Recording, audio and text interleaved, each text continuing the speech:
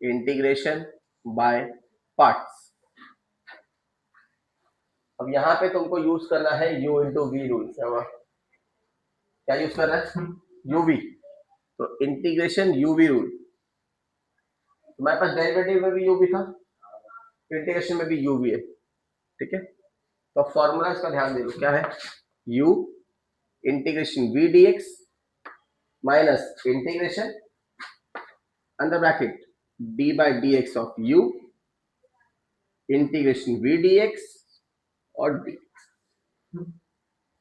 ये है u into we rule, किसका? इंटीग्रेशन का। क्या है? फिर से देखो, सबसे पहले u बाहर जाएगा, इंटीग्रेशन किसको मिल रहा है? v को, माइनस इंटीग्रेशन, फिर तुमको u को डिफरेंशिएट करना है एक ब्रैकेट में, और उसी के मल्टीप्लाई पे किसका इंटीग्रेशन है? तो हर बार v ही इंटीग्रेट हो रहा है, फिर u का डेरिवेटिव, v का इंटीग्रेशन, जो भी आंसर रहेगा वो आपस में मल्टीप्लाई होंगे और फिर उसके आंसर को इंटीग्रेट करना है। ये तुमको सम सॉल्व करते करते धीरे धीरे आ जाएगा। क्लियर है? तो टेंशन मत लो। अब तुम्हारे पास जो डेरिवेटिव में u भी था, उधर तुमको u, कोई भी टर्म को हम u ले सकते थे और कोई भी टर्म को क्या ले सकते थे? यहाँ ऐसा नहीं है, यहाँ तुमको एक स्पेसिफिक तरीके से डिसाइड करना होता है u and v। To decide u and v, follow the sequence of LIACT। तो हमको सीक्वेंस फॉलो करना है इस अल्फाबेट्स का, इस वर्ड का। L डिनोट करता है लॉगरिदम, I डिनोट करता है इनवर्स, A डिनोट करता है अल्जेब्रिक, हाँ, T डिनोट करता है ट्रिगो, और E डिनोट करता है एक्सपोनेंशियल। और गया कोई भी फॉर्मेट में क्वेश्चन दिखाओ, जैसे कि मैं बोल रहा हूं, क्वेश्चन लिखा है e raise to x into log x।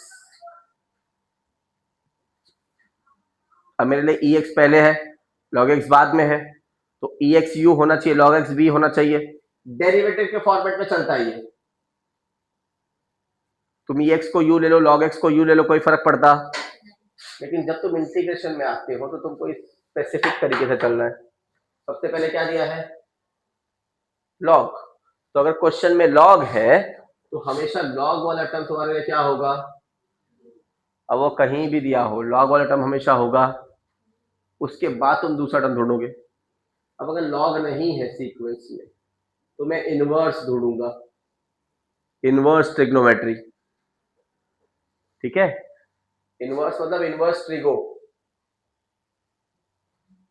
तो अगर इनवर्स ट्रिग्नोमेट्री है तो वो u होगा। अगर इनवर्स नहीं है तो हम अलजेब्रिक ढूंढेंगे और फिर ट्रिग्नोमेट्रिक ढूंढेंगे। समझ में आ गया u और v कैसे डिसाइड करें? तो u और v डिसाइड होगा इस सीक्वेंस से। क्या? Exponential. e raise to something is exponential. Clear है? तो तुम uv फॉर्मूला, और ये है तुम्हारा सीक्वेंस, जिसके अल्फाबेट के सीक्वेंस के हिसाब से तुम जाओगे क्या ढूंढने के लिए? u और v डिसाइड करने के लिए। क्लियर है? लिख लो, फॉर्मूला लिख लो।